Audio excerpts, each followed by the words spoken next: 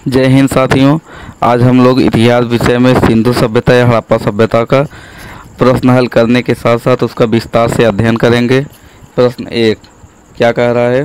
हड़प्पा सभ्यता का सर्वाधिक मान्यता प्राप्त काल है। ऑप्शन नंबर ए क्या है? 2800 ईसा पूर्व से 2000 ईसा पूर्व, 2500 ईसा पूर्व से 1750 ईसा पूर्व, 3500 ईसा पूर्व से 1800 ईसा पूर्व, डी या इनमें से कोई नहीं। इसका बी ऑप्शन सही हो जाएगा, 2500 ईसा पूर्व से 1750 ईसा पूर्व। अब इसके बारे में विस्तार से अध्ययन कर।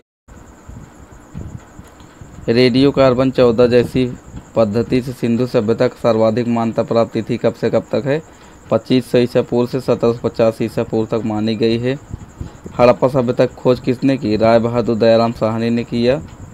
हड़प्पा सभ्यता किस युग में रखा जाता है? प्राग ऐतिहासिक या कांस्य युग में रखा जाता है। इस सभ्यता के मुख्य निवासी कौन थे? द्रविड़ या भूमध्यसागरीय थे। प्रश्न 2 सिंधु घाटी की सभ्यता निम्नलिखित में से किस सभ्यता के समकालीन नहीं थी? ए मिस्र की सभ्यता, बी मेसोपोटामिया की सभ्यता, सी चीन की सभ्यता, डी ग्रीक की सभ्यता। इसमें ऑप्शन हो जाएगा ग्रीक की सभ्यता के समकालीन नहीं थी। ग्रीक की सभ्यता के समकालीन नहीं थी, तो इसका आंसर डी सही हो जाएगा। सिंधु घाटी की सभ्यता मिस्र, मेसोपोटामिया, क्रीट सभ्यता के समकालीन थी। सुमेरिया, मेसोपोटामिया, सिंधु सभ्यता के बर्तन, मुहरे, चूल्हे मिले हैं। मिस्र में मिले आभूषण और श्रृंगार प्रसाधन सिंधु सभ्यता जैसी मिली हैं। क्रीट सभ्यता सिंधु घाटी में चित्रों के समान चित्र मिले हैं। क्रीट से सिंधु घाटी सभ्यता कहाँ तक विस्तृत थी? ऑप्शन ए पंजाब, दिल्ली और जम्मू कश्मीर, ऑप्शन बी राजस्थान, बिहार, बंगाल और उड़ीसा, ऑप्शन सी पंजाब, राजस्थान, गुजरात, उड़ीसा और बंगाल, ऑप्शन डी पंजाब, राजस्थान, गुजरात, उत्तर प्रदेश, हरियाणा, सिंध और बलूचिस्तान। तो इसका डी ऑप्शन सही हो जाएगा। इसका डी ऑप्शन सही हो जाएगा। सिंधु घाटी सभ्यता का सर्वाधिक पूर्वी पूरा स्थल कौन सा है? आलमगीरपुर, ये मेरठ में हिंडन नदी के किनारे स्थित है। सबसे पश्चिमी पूरा स्थल कौन सा है? सुतकांगेनडोर, बलूचिस्तान, जो कि दास्क नदी के किनारे स्थित है। सबसे उत्तरी पूरा स्थल मांडा, जो कि जम्मू कश्मीर में है, चिनाब नदी के किनारे।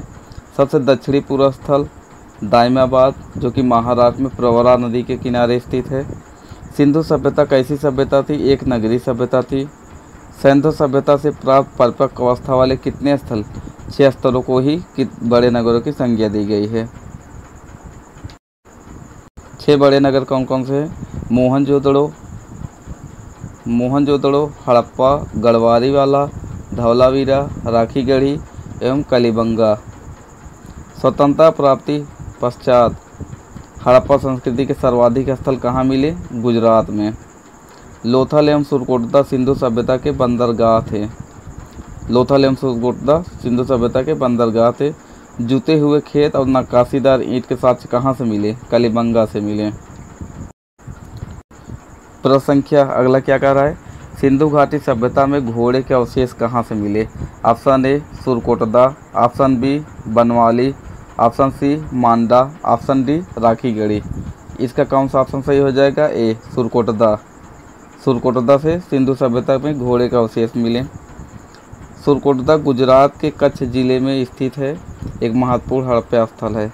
यहाँ से घोड़े के अस्थि अवशेष प्राप्त हुए, परंतु समानतः हड़प्पा संस्कृति में घोड़े के अस्थि अवशेष को स्वीकार नहीं किया जाता।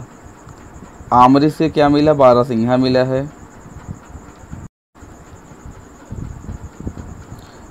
रोपड़ के एक कब्रिस्तान से मनुष्य के साथ उसके पालतू कुत्ते के दफनाए जाने का साक्ष्य मिला है। सुरकोटदा से एंटीमनी की एक छड़ प्राप्त हुई है। सुरकोटदा की खोज 1964 में कौन किया था?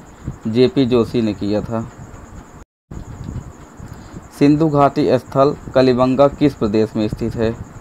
Option A Rajasthan, option B Gujarat, option C Madhya Pradesh, option D Uttar Pradesh. इसका ए ऑप्शन सही हो जाएगा, राजस्थान। कलिबंगा कहाँ है? राजस्थान में। कलिबंगा राजस्थान के हनुमानगढ़ जिले में स्थित एक प्राचीन एवं ऐतिहासिक स्थल है। कलिबंगा एक छोटा सा नगर है। यहाँ एक दुर्ग मिले हैं। कलिबंगा प्राचीन द्रष्टद्वती नदी, सरस्वती नदी घाटी, वर्तमान में घग्गर नदी के क्षेत्र में सिंधु सभ्यता सबसे प्राचीन कलिबंगा सभ्यता पल्लवित और पुष्पित हुई। किस पदार्थ का प्रयोग हड़प्पा काल की मुद्राओं के रूप में किया गया? ऑप्शन ए सिलखड़ी, ऑप्शन बी कांसा, ऑप्शन सी तांबा, ऑप्शन डी लोहा। किस पदार्थ का प्रयोग हड़प्पा काल की मुद्राओं में किया गया?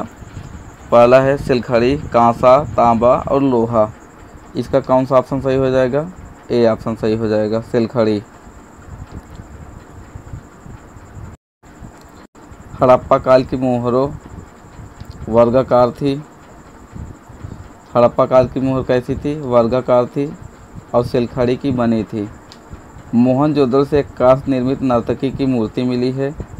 सिंधु प्रदेश भारी संख्या में आग में पकी मिट्टी मूर्तिकाएँ टेराकोटा प्राप्त हुई है। अगला प्रश्न है, हड़प्पा सभ्यता किस युग की थी? तो हड़प्पा सभ्यता, इसका ये ऑप्शन से हो जाए, कांस्य युग की थी।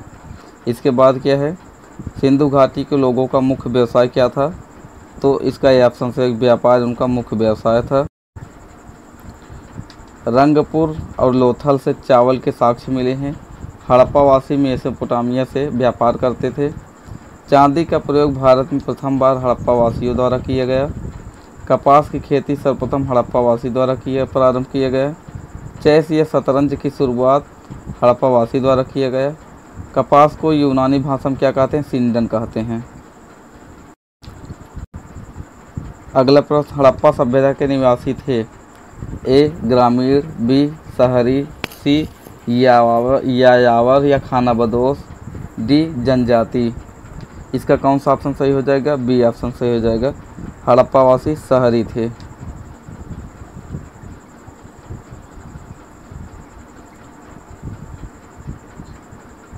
भारत का प्रथम नगरीकृत हड़प्पा सभ्यता द्वारा प्रथम नगरीकरण शुरुआत की गई। भारत का प्रथम नगरीकरण किस सभ्यता के द्वारा शुरू किया गया? हड़प्पा सभ्यता के द्वारा। यायावर खानाबदोश व्यवस्था मानव के प्रारंभिक काल को दर्शाता है। शहर होने के लिए प्रथम शर्त क्या है? खेती में अतिरिक्त उपज अनिवार्य है। इसके बाद शहर उसे कहेंगे जहां 75% मानव जनसंख्या गैर किसी कार्य में संलग्न होगी या लगी होगी। सिंधु सभ्यता के घर बनाए जाते थे। ऑप्शन ए ईंट से, ऑप्शन बी बांस से, ऑप्शन सी पत्थर से, ऑप्शन डी लकड़ी से। इसका कौन सा ऑप्शन सही हो जाएगा? ए ऑप्शन सही हो जाएगा, सिंधु सभ्यता के घर ईंट से बनाए जाते थे। सिंधु सभ्यता के घर मुख्यतः ईंट से बनाए जाते थे।